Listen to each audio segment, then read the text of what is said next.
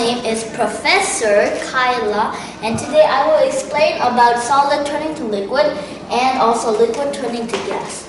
So there are three forms, even though it's not on the board, there are three forms of the matter, and it's solid, liquid, and gas. So I'll tell you some of those matter changing forms. So changing from solid to liquid, this state is called melting, and a solid like ice becomes a liquid state, which is water in this case, or melts when it reaches a certain temperature.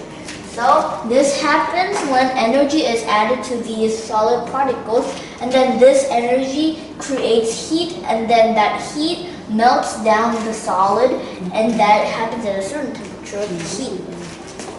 So for this particular ice, it melts at 32 degrees Fahrenheit, which is 0 degrees. Another example is rock. So it's any plain rock, but then it's very hard to melt. So it melts at a higher temperature. This rock turns into lava at 1,100 degrees Fahrenheit. And it's 593 degrees Celsius. And this is my theory. I don't know if this is correct, but based on my theory, these are the solid particles like this, and then the liquid particles are more loose than solid particles, if you've seen from the last video. And then I'm thinking that what if the heat and energy that's transferred to these loosens the space between the particles, or maybe excludes some of the particles, so that it turns into a liquid state. And another changing matter form, like liquid to gas, this changing is called evaporating. So I'll give you an example for you to understand better. So water can turn into water vapor, and this might be a little hard to understand, so I'll explain this, because that's my job. So the heat from the pan, it might not be a pan, but in this case a pan. The pan has a fire burning, right? And this pan brings energy to the water above into the pan.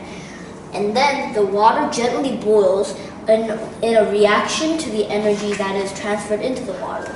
And when this boiled water receives enough energy from here, it changes its form. And that changed form is called water vapor. It's kind of like gas, like this. So when this energy is made, the heat, it can come from anything. In this case, a pan, it could come from a kettle, it could come from anything else, but in this case, this energy makes the liquid boil, and that's how this fire makes this liquid boil, and that's how this turns into a different form. So, any more questions about these? Yeah, I have a question. So, what is the difference between evaporating and boiling?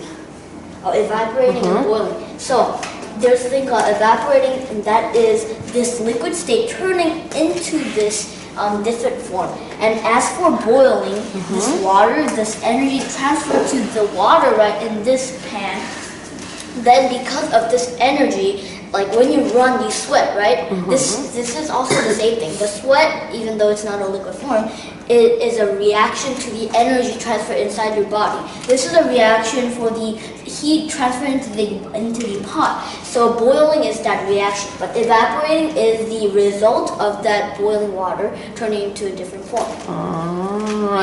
But boiling and evaporating, they both turn liquid into gas, right? Yeah? Yeah, you can see that.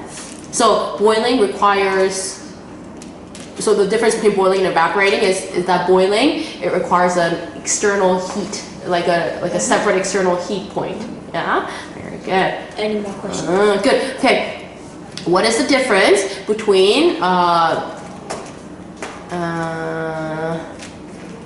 had a question. This and this? Oh yeah, I have a question. Okay, it's kind of similar to the one I had last time, but if you melt cheese, if you make solid into liquid, if you melt cheese, okay, melted cheese, is that considered a liquid or a solid? I'd say wait, give me a second.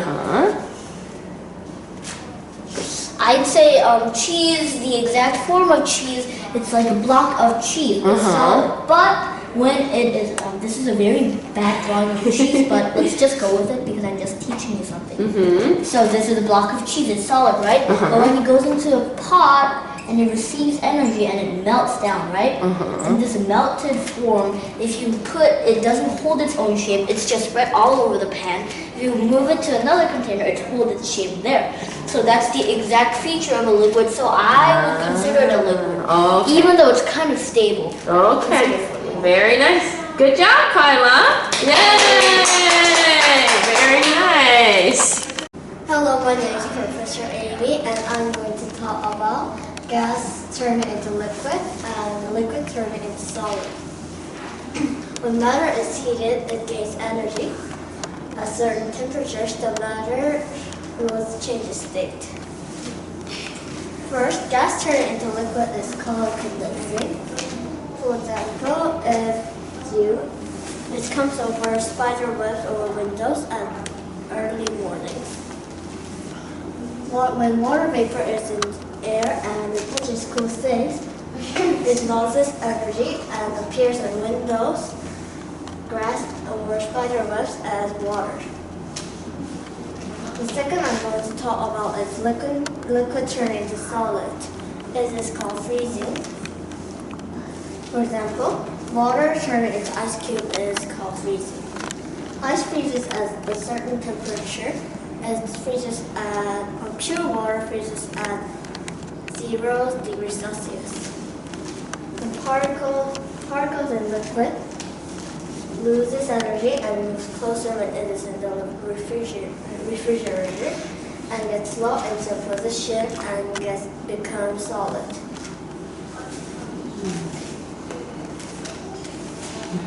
Ice cubes ice floats on water, right? Yeah. That is because the particles of ice looks like this.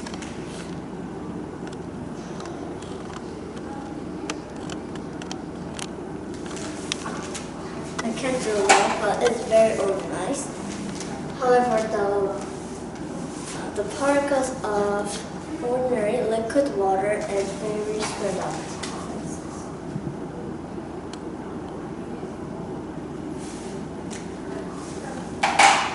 This is because solid water flows on liquid water because of this. Any questions? Ah. I have a question. Very nice. So, you said it floats because of this. I don't understand fully of that. So why does it float because of these particles that are close together and the particles that are apart? Maybe you could explain it in terms of density. Yeah. Yeah. I have a theory for that It's too. only myself. I say this.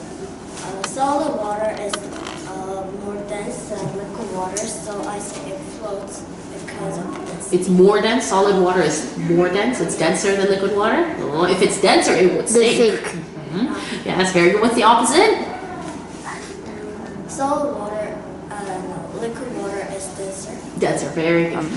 And I also have another question. Like for that, you said it's because of density, right? Yes. And then for that, does it have any more reasons, like any more reasons that the ice cube floats? I don't know that personally. Okay. Oh, I have a question. Okay, you know how when ice freezes, it takes up more space, right? When you freeze water in a glass cup, the glass cup shatters. Can you tell me why that is?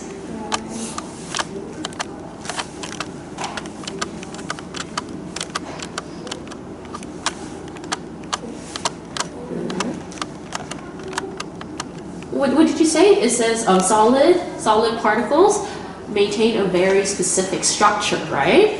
Yeah, so that's in water, that specific structure has a lot of air in between them, empty space, air in between them, right? That's why it takes up so much space. It takes even more space than water. Yeah, do you think that makes sense?